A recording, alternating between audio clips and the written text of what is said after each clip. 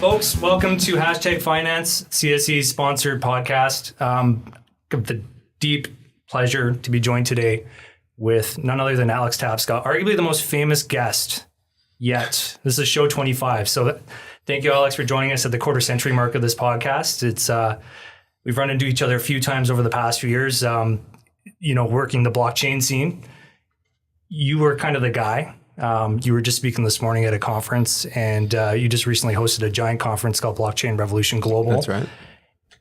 Maybe just go back to the origins of you in blockchain and how you came into this world and why you believe in it so much still 2 or 3 years into the game. Yeah, absolutely. So I first learned about this space in 2013, 2014. At the time, I was working at Canaccord Genuity in the institutional equity sales group. Right. And at first, it was Bitcoin. It wasn't blockchain. Blockchain hadn't really entered the vernacular. There was this new cryptocurrency, and I think a lot of people were wondering what exactly it was, why it was worth anything, who was using it. And frankly, a lot of those questions still people have today. But at the time, I became very interested in it because I was doing a lot of work on the investment banking side with some fintech companies, some payment processing companies. And I was also looking at my own industry and sort of seeing how there were lots of inefficiencies in how, the equity market is structured, how clearing and settling works. And I began to think, could Bitcoin be part of the solution? And the more I looked into it, the more I realized that while Bitcoin was a big innovation, it was actually the underlying technology of the blockchain that held a lot of potential. So this was now 2014, and sort of by luck, my dad and I were on a father-son ski trip in Mont Tremblant. And he was asking me, what are you doing these days? What are you interested in? What's new at work? And I said, actually, I'm really looking at this Bitcoin and this blockchain thing. And he said, well, that's interesting because I'm looking at it as well. He was running a research project at the University of Toronto at the time called the Global Solution Networks Project. He basically recruited me to write a paper. So that became my first foray into this space on the research side, which is I wrote a paper called the Bitcoin Governance Network. And that So most father-son relationships, my dad maybe would ask me to help him mow the lawn or something. Right, Your dad actually wanted you to write a paper about... Yeah. Okay. Well, this is the same guy who gave me my own URL as my birthday present on my 9th birthday, So I have my own URL. I wanted a PlayStation, but what are you going to do? So so that became the first thing that we did together. And look, I'd never worked with my dad in any sort of substantive way, and we didn't really know what was going to happen, but we started small and we worked from there. And to make a long story short, that research became the basis for the book we wrote together, Blockchain Revolution. So in spring of 2015, I quit my job at Canaccord to write a book, having never written a book, and with no real idea of what I was going to do afterwards. How did you feel? How did you feel suddenly quitting your job? That the Canaccord, obviously, you probably did pretty well there. It's a great institution. We do a lot of business with Canaccord at the CSE, but to just leave that and then go on this adventure, what was your gut feeling that drove you to do that? Well, honestly, I was 28 years old when I made the decision. I was director of institutional equity sales. I completed my CFA examination. I was covering a lot of the biggest institutions in Toronto and New York at the time, and I was doing really well, I think. But then I sort of realized, basically, is this going to be my career or is this my first job? And I decided that it was going to be my first job, and I just wanted to do something different. It's nothing against Canaccord. I just was ready for a move. And this seemed like a great opportunity to basically absorb myself in an area where I was deeply fascinated, really passionate, and in a technology that I was pretty convinced at the time was going to be disruptive. I had no idea what I was going to do after, how it was all going to play out, but I knew that, it's like Sheryl Sandberg said when she was offered a job at Google, which is that when somebody offers you a seat on a rocket ship, you don't ask which seat, you just get on the rocket ship. Get on the ship, man. Yeah. So I got on the rocket ship, and fast forward a few years, and here we are. It's been a fascinating journey. Not to get too bogged down in the history, but basically the book came out in the spring of 2016, right as a lot of people outside of technology were trying to understand this stuff. And it ended up being really successful. It's been translated into 17 languages and counting. It's sold, I think, around 500,000 copies worldwide. And it's really opened up my horizons in terms of what I'm able to do, as a leader in this industry. Right. And you got to work with your father, which clearly you guys are still working together. So it must have been a positive experience on that end. Yeah, I mean, it's been really enriching. They say that if two people agree on everything, then one of them is unnecessary. So it's not like we're always in sync. In fact, we debate things all the time. And actually, his background and my background were really conducive to this project because he has, for 30 years, been analyzing how technology is changing business, the world, society, demographics. Sure. And he's arguably one of the great thought leaders in the world in that subject. But he actually has never worked in financial services. And I had, 7.5 years of sort of investment banking work under my belt and had done some stuff like the CFA. And that actually gave me a bit of a different angle on the subject because ultimately when it comes to blockchain, we're really talking about assets, value. Mm-hmm. And that means thinking about market structure, regulations, and how financial services works. And so that was a special advantage that we brought to the project. So very complementary collaboration and very fruitful, and it's been a lot of fun. Yeah, no kidding. And we're going to talk more about what you guys have learned since you've written the book, but first a word from our sponsor. Public Entrepreneur Magazine chronicles a bold and exciting new chapter in the Canadian Securities Exchange story. With over 500 public companies and share turnover measured in the billions, we're proud of our reputation as the exchange for entrepreneurs. Public Entrepreneur Magazine gets you up close and personal with a focus on topical stories and interviews with the charismatic entrepreneurs that make things happen. If you haven't already subscribed, be sure to get your free copy available on thecse.com. And we're back with Alex Tapscott. So Alex, when you guys wrote the book, the world has changed a lot in the last, let's say, 3 or 4 years, especially in the blockchain space. Technology moves at a rapid pace. Yeah. Now, in your first edition of the book, there were predictions made, there were ideas thrown out there that you have since revised. You've probably talked and met with a lot of people that have changed your thinking and evolved your thought around how blockchain in the world will work. I'm curious to know sort of early on what you thought blockchain was going to deliver as a promise and where it's maybe fallen flat on its face and how you're going to take those lessons and continue to project that into your future endeavors? Well, I think that blockchain itself hasn't fallen flat in any particular way. I think when it comes to technology, people generally tend to overestimate the impact in the short term and underestimate the impact in the long term. And, we try not to be futurists. I actually think the future is not something to be predicted. It's something to be achieved. But when you're writing a book, you're trying to give people a sense of what this stuff could mean. Yep. So for us, really what we saw with blockchain was the potential to enable a new internet, basically. So the first era of the internet that you're familiar with and everyone else who's listening to this is what we call the Internet of Information. Basically, it's the first native digital medium to move information. So we're talking about text, media, music, content, all these kinds of things. And it's had a really profoundly positive impact, I think, on the world. Specifically, it's kind of given everyone their own printing press for information, right? Mm-hmm. So if you post something onto Twitter, it's available for all to see. You can make entries into Wikipedia. You can share content on YouTube. Everyone can be a publisher. And I think that's a very interesting development. But when it comes to things that have value and things that require scarcity, being able to create copies of it is actually a very bad idea. It's fine for you to have your own printing press for cat videos, but it's not so good to have your own printing press for money or for assets. And, as a result, even though the internet changed information industries, we still basically rely on intermediaries to move and store and value assets. Okay, right? So let me just jump in for a sec, because I think one of the early promises of blockchain was Bitcoin. Yep. And the idea that Bitcoin could completely disrupt or actually become a viable global currency. Mm-hmm. Which I think is playing out, but go on. You do? Okay, so right now if I'm investing in Bitcoin, am I buying it because it's a hedge against fiat, or am I buying it because it's actually a practical utility-based currency that I can go out and actually say, I can get this for this price and it's fair?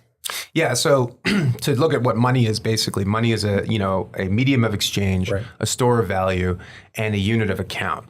So when it comes to store of value, I think Bitcoin has proven itself to be a fairly resilient store of value. Over 10 years, it's generally become more valuable and has withstood many different shocks and outside forces.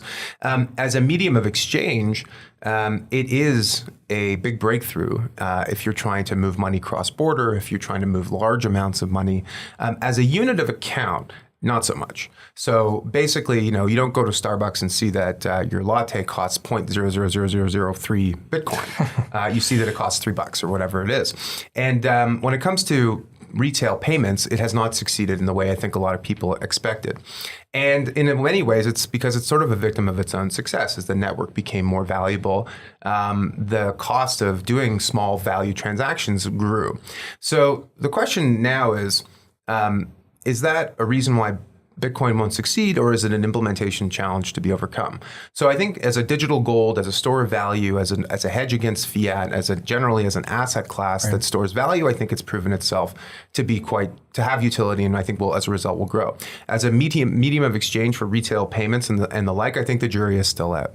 But I think what's fascinating about it is not so much what Bitcoin's achieved, though it's really important. I think it's how it sort of sparked people's imaginations in terms of what the underlying blockchain could do. And today there are dozens of really fascinating projects that are looking to harness this technology for assets beyond currencies, and particularly in the financial services industry, which I know you want to talk about. Yeah, of course. So, we've seen a few things happen again. We're looking at this timeline from, let's just say 2017 or even 2016 or 2015 when your first edition of the book came out to, you guys wrote an updated edition last year, put that out. We saw this transition from crypto into this ICO market, which is to promise all this utility to these end investors to buy, instead of equity, participation in a company's growth.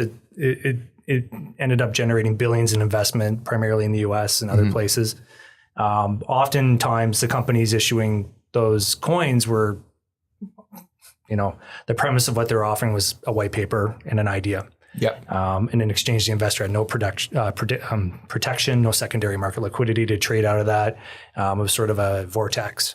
So since then, and again, you can correct me if I'm wrong, how this has all evolved, but we had to take a step back as an industry and go, yeah, this might not work. The regulators definitely don't like it. Investors aren't getting the promise of liquidity. They're not getting any real tangible thing back from the company other than a promise that something may happen and return of value at some point. There's no protection. So now we're seeing the proliferation of this thing, the security token, which is, it's not completely decentralized. All of these security tokens will need markets. They will need regulation. They will need a lot of things that you get from a conventional security, because that's ultimately what will work in today's infrastructure. So I guess from your perspective, have you seen that play out the way I just described? Are you bullish on STO security token offerings as perhaps a new playground that companies can use to create value for investors, and maybe some of the ways that we're going to see that value delivered, whether it's the form of royalties or other unique ways of unlocking value? So am I bullish on securities tokens? Absolutely. Okay. But let's just take a step back and talk about what you just walked through. So the first wave was cryptocurrencies like Bitcoin, and there was some imitators that came along with it. The second wave of value creation in the blockchain world were protocols, and the most well-known would be Ethereum. Yeah. What happened in 2017 was that there were a lot of, I think, entrepreneurs who had been building projects and saw the value that Ethereum had created for holders of the native token and decided that they wanted to take advantage of that as well. So these protocols like Ethereum, I think, are useful. And that's proven out because there are now some applications running on it. What you're referring to, I think, more are the utility tokens for companies that oftentimes were issuing tokens on the Ethereum blockchain, for example. Sure. Yeah. And I think a lot of those projects have, first of all, I think some of them, the jury is still out. I don't think it's fair to write off a startup a year and a half after it was, founded and funded. Certainly, we wouldn't do that in the private equity venture capital world, and we shouldn't do it in this world. But I also think that a lot of projects that issued so-called utility tokens, basically native digital assets that work inside of an application, shouldn't have done that because the tokens didn't have utility. What they should have done, if they really wanted to raise money, was to raise money in the form of equity. Okay. And I'll let you finish your point. Yeah. But one thing I wanted to ask you, and I was excited to ask this question, was, are STOs really the domain of startups? I mean, is that medium, like you said, just go out there and raise money, prove something, and then maybe the security token is actually a better tool for a larger company that has a lot of locked value on a balance sheet? I think it can be both. Okay. I think that if you look at the demand that we saw, so there's sort of three different aspects of market and business development that need to happen, right? So is the technology de-risked? So can we actually use the blockchain to issue assets and to raise capital? Well, I think actually the ICO boom proved that the underlying technology is sufficiently mature to do that. The second thing is there market development? So are there market participants that can, custody these assets, that will buy them, that will want to be participants in this business? And then the third thing is a governance and regulatory infrastructure question, which is, are the rules and regulations conducive to these new kinds of assets, or do we need something new? I think that we're probably 50% of the way through stage 2, and I think that the question around regulations and governance remains still unanswered at this point in time.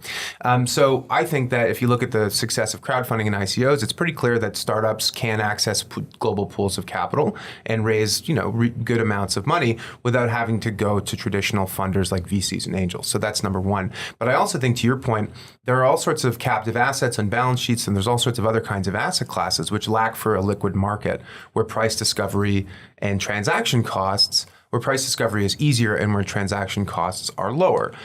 So if you think about royalties, for example, that come off of a mining operation, we're in Canada. There are lots of companies that produce metals and then have byproduct metals. They sell those royalties to streaming companies.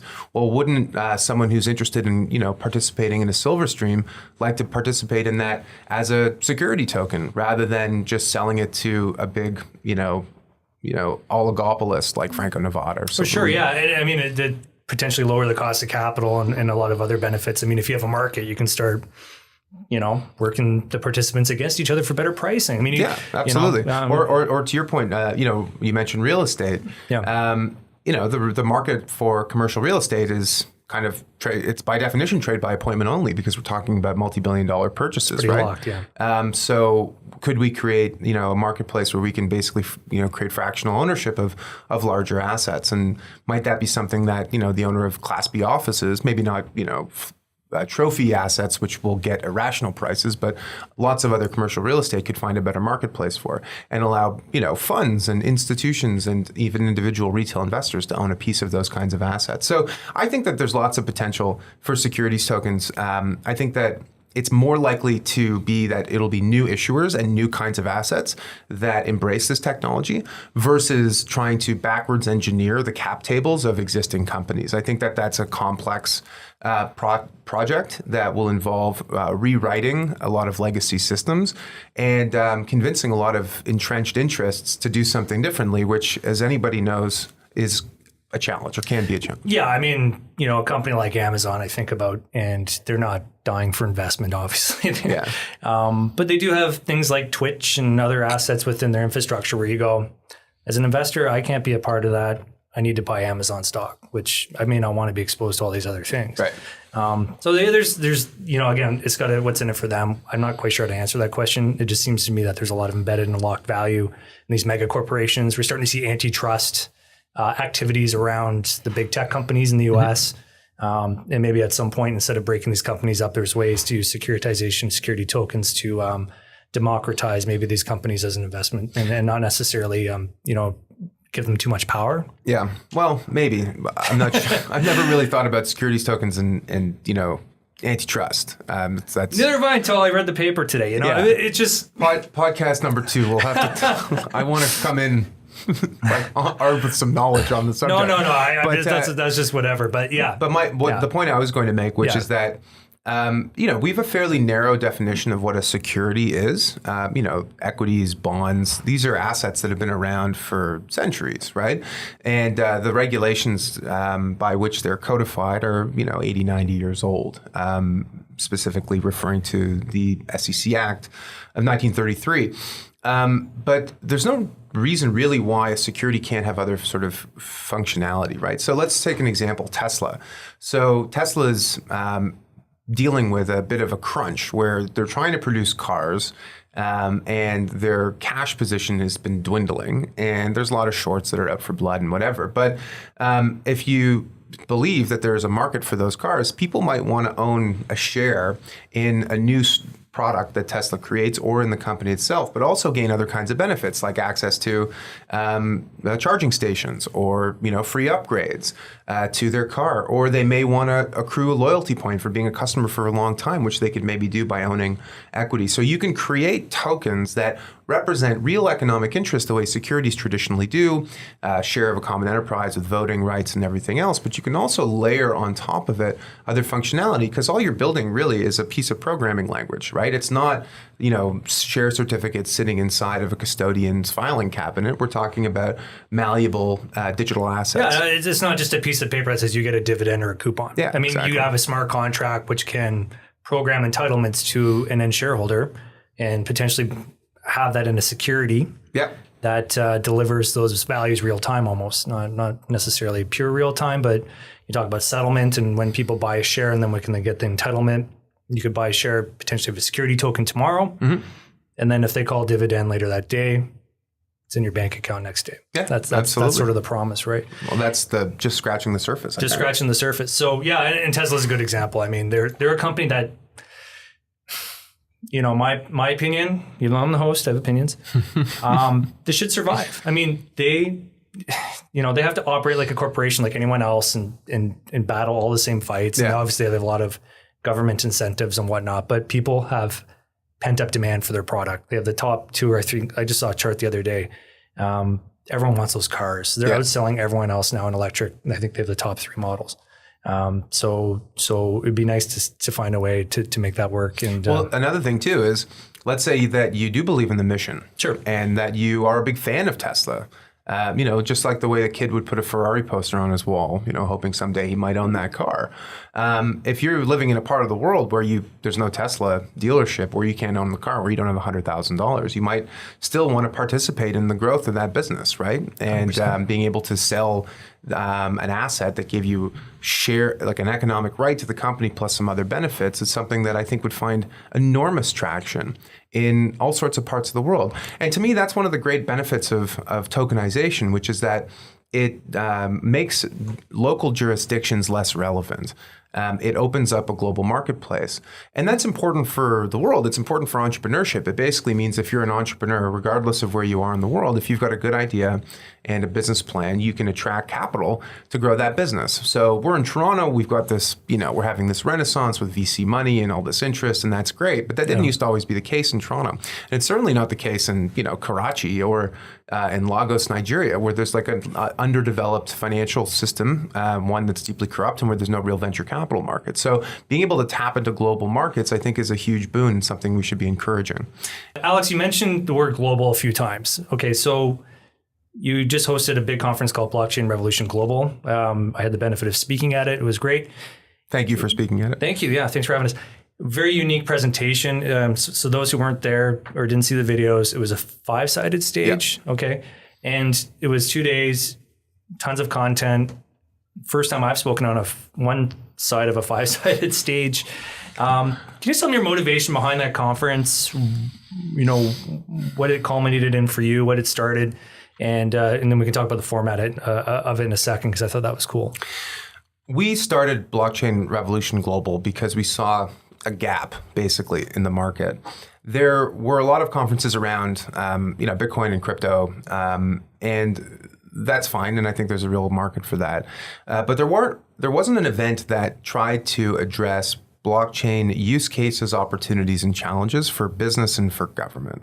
There have been some enterprise blockchain events which are hosted by vendors who want to sell their product, but there was nothing that was sort of impartial and tried to give attendees a real sense of how real businesses are using this technology today. And so that's what we sought to achieve. So we developed this 5-sided stage almost out of necessity because we had so much content that we wanted to cover, basically. And I think one of the outcomes, one of the learnings from this event is that it should probably be a 3-day event, not a 2-day event. I think we started at 8 a.m. and ended at 6 on day 2, which, by the end of day 2, people are ready to crack a beer. You're getting scope creep now. Scope creep. Watch out. Yeah. So, no, but we had over 160 speakers from 19 countries, representing companies that are, enormous, IBM, FedEx, et cetera. WiseKey, CSE was there. Yeah, mid-sized, growth companies like CSE, and even startups and governments, not-for-profits. And we wanted to, basically just demonstrate that contrary to the prevailing narrative at the time, and this was about 2 months ago, that blockchain wasn't dead. In fact, that the crypto tail's been kind of wagging the blockchain dog for a bit too long. And once you look past the price, you realize that there's substantive real change happening. Yeah, no, it's certainly, I actually made that comment in my remarks at the show that there's certainly a bit of conviction on your end to, and we'll talk about conviction and sort of our last point here, but conviction that this isn't just a passing phase. There wasn't just, a blip in the radar.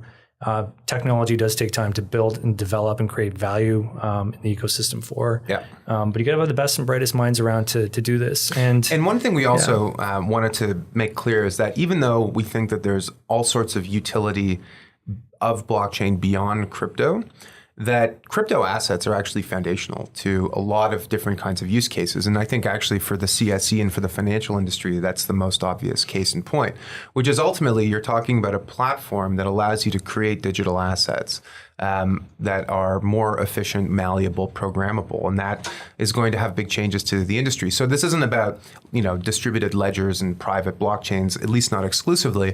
It's about the whole spectrum of technology. And we wanted to make sure we captured all those different aspects. No, it's a big undertaking, but you guys pulled it off. Thank you.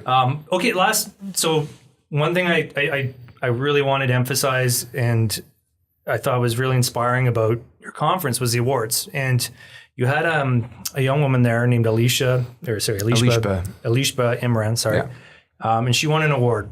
And I wouldn't mind if you just took a moment to kind of explain how people like her are the future of building out this technology and why and what her vision was. Well, this young woman, girl, almost 15 years old, her name is Alishba Imran. And she should make all of us feel really guilty about what we have not accomplished in our lives. Now, so she's 15 years old. She was actually introduced to us by a friend of mine who runs a group called the Knowledge Society, which is an organization in Toronto that works with bright young people who are interested in technology and who want to basically educate and share their insights. So they do some, stage and media training and this kind of work. And Alishba did a fireside chat with my dad, Don Tapscott, at the event where she basically talked about her interest in blockchain and other kinds of technologies. And the award that she won was actually for an app that she built that is being used in her native, I don't think she was born there, but her parents are Pakistani. It's used in Pakistan as a way to manage and track prescription drugs. So there's a huge counterfeit drug issue in large parts of the world and also in Pakistan. And she had developed a system that basically allows for the tracking and tracing of the provenance of drugs from their sort of source all the way to the finished product when they end up actually, in someone's home. And that's one of a half a dozen sort of things that she's doing. Now, I don't think any of these applications are about to, go public on the CSE or anywhere else. But the fact that she's doing all of this amazing stuff and she's so interested in this technology made me very optimistic about the future. And it's a good, helpful reminder too that technologies that feel foreign to people who are just even a bit older, like your age or my age, are native and natural and intrinsic to young people. And this was true like when we were growing up. No doubt you were the one who knew how to use a computer better than your parents did.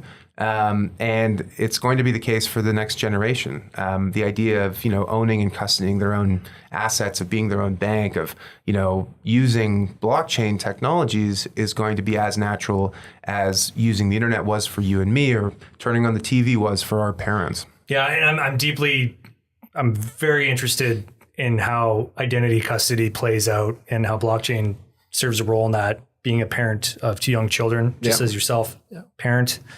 And making sure that they know what their identity is worth and where it's being used and how they can obviously leverage it if it becomes something that they can transact with, right? Yeah. And we transact with our identity all the time and credit and whatnot. But No, it's an interesting down the road, big idea, and we got to work really hard to try to wrap our minds around it. Well, that's one last thing to end on, which is that there's a big social reason to do things differently online. So for the past sort of 20 years, we've basically entered into this bargain where we get access to free services, and in exchange, we share our data.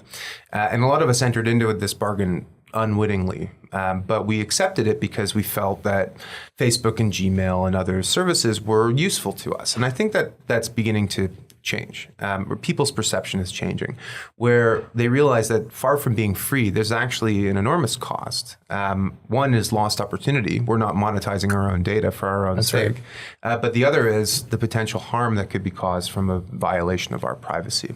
And I think about this a lot. Like I had my baby girl, Eleanor, was born 2 months ago. And I wonder about the kind of world that she's going to inherit, whether or not we're going to continue along this to the point where privacy will be dead, and we'll basically live in a corporatist fishbowl, surveillance society, or whether or not there's an opportunity to maybe fix things and make them work a bit better. Yeah, and I'll take the optimistic view. I think technology can work to our benefit. We just have to be aware of it and how to use it. And I agree completely. No with one to that. deny it too, right? I mean, in the end, it's technology is a tool, right? It has no moral agency. It's not good or bad. It depends on how it's wielded. If it's wielded responsibly, it can create huge value and positive change. And so that's why I continue to evangelize and to be involved in this industry, is because I see blockchain as being foundational to that future. Well, on that positive note, we'll wrap. You've given us more than enough time.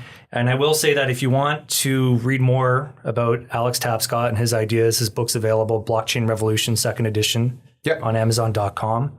Also available as an audiobook on Audible. So if you like listening to podcasts, you probably like listening to the book. Though, do you narrate it or I not? don't. Okay, you should narrate it. And anything else you want to plug before we... No, if you're interested in following me on Twitter at Alex Tapscott, check out also the blockchainresearchinstitute.org. Yep. This is the organization that is supported by dozens of companies and governments that's doing some pretty critical work in the space. Now, our research is mostly proprietary to our members, but we have infographics, webinars, and other things that people can check out. And also one other thing, which is that we launched a specialization on Coursera with INSEAD, which is one of the best business schools in the world, a full deep dive course on business blockchain. So if you have an opportunity, go check that out as well. Wicked. Thanks so much, Alex. Cool. Thanks Cheers. a lot. Hi, it's Grace from the CSC reminding you to make sure to follow us on social media for the latest updates on our listed companies as well as new listing alerts. For more in-depth content, be sure to pick up our free quarterly magazine, Public Entrepreneur, available online at thecsc.com.